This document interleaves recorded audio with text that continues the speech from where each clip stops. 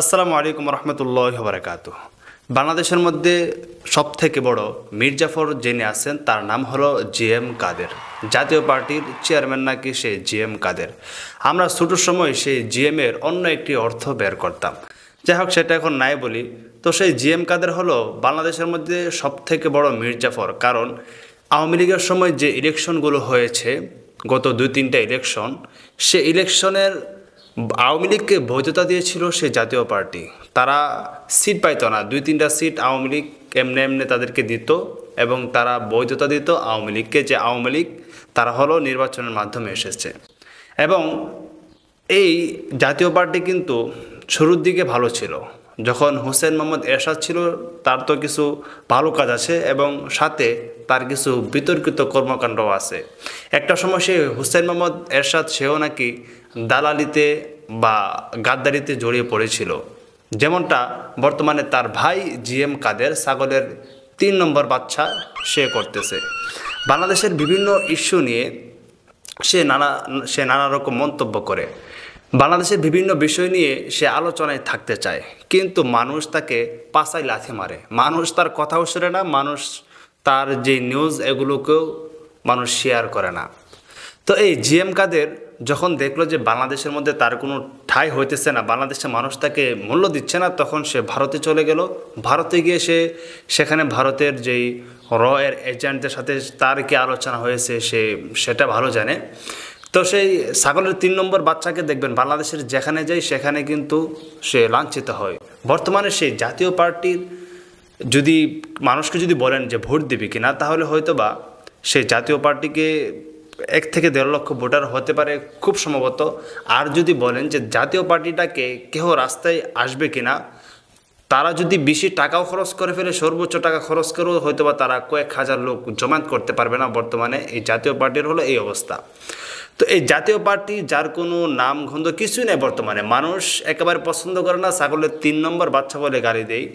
সেই জাতীয় পার্টির চেয়ারম্যান জিএম কাদের ছাগলের 3 নম্বর বাচ্চার মতন নিউজের মধ্যে আয়সা সে বলতেছে কি যে অন্তর্বর্তীকালীন সরকার সে নাকি দেশকে পিছিয়ে নিয়ে যাচ্ছে, সে নাকি দেশকে অধঃপতনের দিকে নিয়ে যাচ্ছে।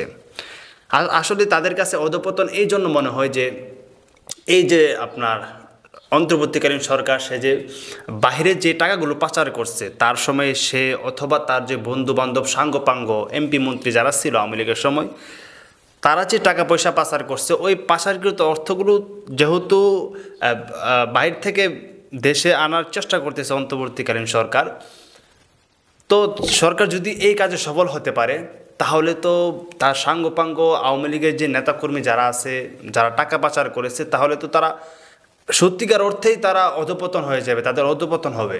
তো ওই সমস্ত কারণে মূলত সেই জিএম কাদের বা ছাগলের 3 নম্বর বাচ্চা সে বলতেছে যে সরকার নাকি অন্তর্বর্তীকালীন সরকার নাকি এই দেশকে অধঃপতনের দিকে নিয়ে যাচ্ছে। অথচ এই জিএম কাদেরকে বাংলাদেশের কোনো জায়গাতে কোনো মানুষ স্থান দেয় না। এবং সে বলতেছে যে বাংলাদেশের আলেম ওলামাদেরকে উদ্দেশ্য করে সে বলতেছে যে বাংলাদেশের আলেম ওলামাদেরকে এই মানে আমেরিকা শেষ করে দিবে, এই করে দিবে, সেই করে দিবে। এই দেশের মধ্যে নাকি উগ্রপন্থার সৃষ্টি হচ্ছে, আবার এই দেশের মধ্যে নাকি মানে ইসলামপন্থীরা মাথাচাড়া দিয়ে উঠতেছে। ওরে ভাই, এটা মুসলমানদের দেশ না, তো মুসলমানরা মাথাচাড়া দিয়ে উঠবে না? তোর মতন ছাগলের 3 নম্বর বাচ্চা কি মাথাচাড়া দিয়ে উঠবে? তো এই জিএম কাদের মূলত হলো সে দায়িত্ব নিয়েছে যে আওয়ামী লীগের যে কথাবার্তাগুলো আছে, যেগুলো তারা বলতো আর কি, বর্তমানে যদি থাকতো তারা, তো তাদের নেতাদের কথাবার্তাগুলো মূলত সেই জিএম কাদের বলতেছে। সেও কিন্তু বলতেছে যে তাড়াতাড়ি নির্বাচন দেওয়ার জন্য। আরে ভাই, ও নিজেই ভোট পাবে না, এখন সে কয়েক হাজার ভোট পায় কিনা সেটাও সন্দেহ, আর সে বলতেছে নির্বাচন দেওয়ার জন্য। তো এই ছাগলের 3 নম্বর বাচ্চাগুলোকে দিয়েই কিন্তু ভারত তাদের স্বার্থ হাসিল করার চেষ্টা করে, ভারত তাদের ক্ষমতা কুক্ষিগত রাখার চেষ্টা করে বাংলাদেশের মধ্যে, মূলত এই ছাগলের 3 নম্বর বাচ্চাগুলোর মাধ্যমে। সুতরাং এই সমস্ত ছাগলের 3 নম্বর বাচ্চা জিএম কাদের আর যে কাদের হোক না কেন, তাদেরকে আসলে মানে গণধুলাই দিলে তো বলবে যে উস্কানি, আসলে উস্কানি না, এগুলোকে আসলে গণধুলাই দেওয়া দরকার এবং এগুলোকে অ্যারেস্ট করা দরকার। এগুলো কার এজেন্ডা বাংলাদেশের মধ্যে বাস্তবায়ন করার চেষ্টা করতেছে, এগুলোকে ধরার দরকার, ধরে জিজ্ঞাসাবাদ করা দরকার। আর যদি না পারেন তাহলে জনগণের হাতে ছাড়া দেন, দেখবেন জনগণ তাদেরকে উচিত শিক্ষা দিয়ে দিবে। তো এই ছাগলের 3 নম্বর বাচ্চারে না দেশের জনগণ ভালোবাসে, না দেশের জনগণ তাদেরকে কোনো জায়গাতে স্থান দিতে চায়, না সরকার তাদেরকে কোনো জায়গাতে স্থান দিতে চায়। তো এই সমস্ত কারণে মূলত সে রাগে ক্ষোভে অযথাই সে মিডিয়ার মাধ্যমে এসে মাঝে মধ্যে কয়েকটা কথা বলে এবং ছাগলের 3 নম্বর বাচ্চার মতন ফাল্লায়। তো এই মীর জাফর থেকে সাবধানে থাকবেন এবং এই মীর জাফরকে গ্রেফতার করার জন্য আমরা দাবি জানাই এবং তার থেকে তথ্য নেওয়ার জন্য এই সরকারের উচিত তার থেকে তথ্য নেওয়া। তো যাই হোক প্রিয় দর্শক, ভিডিওটা এ পর্যন্তই। তো বিদায় নিচ্ছি এখান থেকে। আসসালামু আলাইকুম রহমতুল্লাহি ওয়া বারাকাতুহু।